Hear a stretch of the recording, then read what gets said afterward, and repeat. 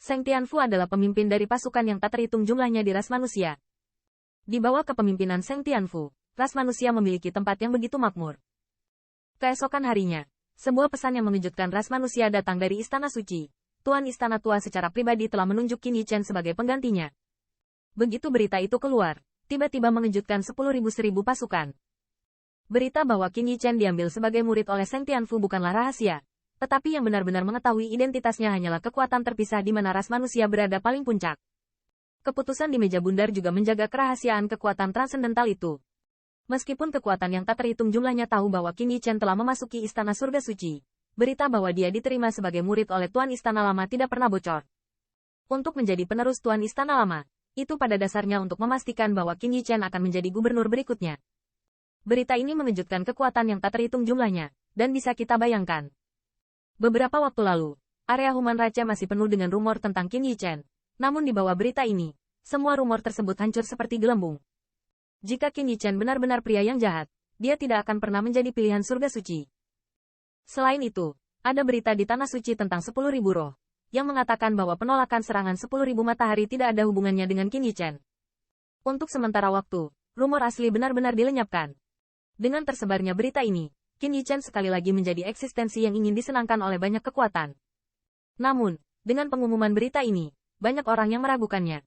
Qin Yichen, tidak peduli seberapa baik dia, di mata yang kuat, dia hanyalah seorang junior. Kekuatan itu sangat jelas. Tuan Istana Tua kehabisan waktu, tetapi bagaimana dia bisa memberikan gelar rumah kepada seorang junior yang belum dewasa? Melindungi ras manusia, apakah tugas seberat yang bisa dilakukan junior seperti itu? Nyatanya, di hati banyak kekuatan, Kepala Seng Tianfu telah lama menjadi kandidat. Di antara generasi muda di Seng Tianfu, jenius yang paling mempesona secara alami adalah kelaparan wakil kapten grup penegakan hukum. Sebelum Qin Yichen, Tian Wang dibudidayakan sebagai gubernur berikutnya. Tidak peduli kekuatan, keberanian, atau sikapnya, dia yakin akan kekuatan yang tak terhitung jumlahnya. Statusnya tidak bergantung pada siapapun, tetapi sedikit rasa hormat yang diperoleh melalui usahanya sendiri. Selama tahun-tahun ini, dia telah memberikan kontribusi besar bagi ras manusia. Jika Tian Wang yang mengambil alih posisi tuan rumah surgawi, akan ada sangat sedikit keberatan di seluruh ras manusia.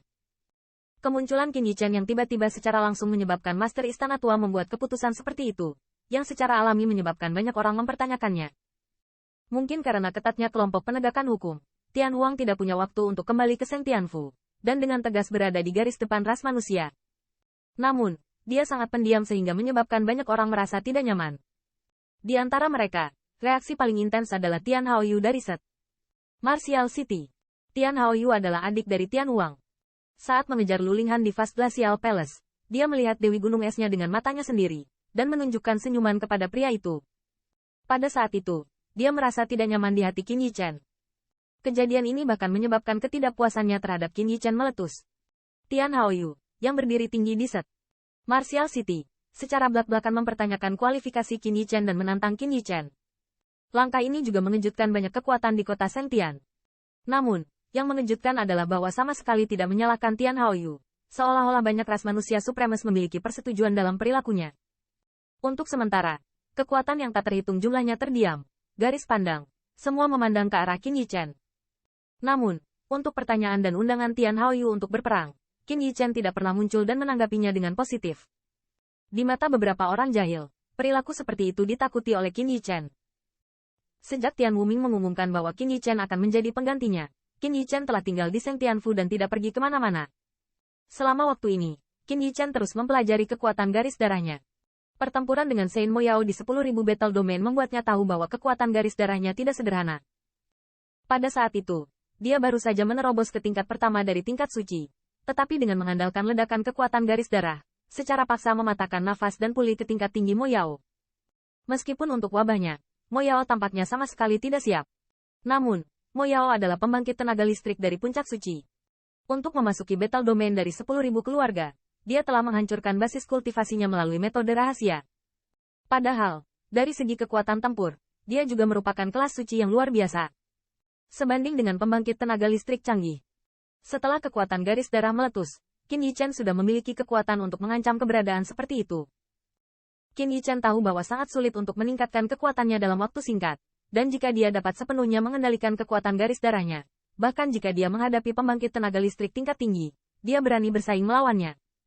Namun, selama ini, Qin Yichen menemukan bahwa tidak peduli seberapa bersemangatnya dia, kristal merah di hatinya tidak memiliki respon sama sekali.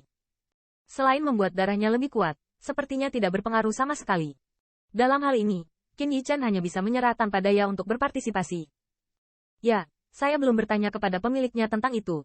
Tiba-tiba, Qin Yichen, seolah memikirkan sesuatu, berjalan langsung menuju gunung batu jauh di dalam Seng Tianfu. Di depan gunung batu, siluet tipis berdiri diam di sana. Matanya diam-diam menatap gerbang batu di depannya. Matanya seolah melewati gerbang batu, dan melihat gambar gunung batu. Melukis asal-usul ras manusia. Pemilik, melihat siluet ini, Qin Yichen memberi hormat dengan hormat. Mendengar suara Qin Yichen, Tian Wuming menoleh perlahan, menatap pemuda di depannya, dan bertanya sambil terkekeh, apakah ada yang salah? Presiden, Istana Gletser luas. Di mana tepatnya itu? Qin Yichen samar-samar bergumam pada dirinya sendiri. Dia bertanya terus terang. Awalnya dijebak oleh Moko, dia jatuh ke tanah kejahatan. Jika bukan karena dia memiliki roh bela diri naga sejati, dan ada binatang aneh itu, saya khawatir dia tidak akan memiliki kesempatan untuk bertahan hidup. Entah bagaimana, dalam benak Qin Yichen, ketakutan akan tempat itu bahkan lebih kuat daripada situasi para ras manusia sekarang. Di bawah, ketika saya mendengar pertanyaan Qin Yichen, tubuh tanpa langit itu sedikit gemetar. Di mata keruh itu, ada ekspresi ketakutan. Ini telah menjaga ras manusia selama hampir 20.000 tahun. Dan di hadapan musuh kuat yang tak terhitung jumlahnya yang sudah tua tanpa rasa takut, mereka tampak ketakutan di sana.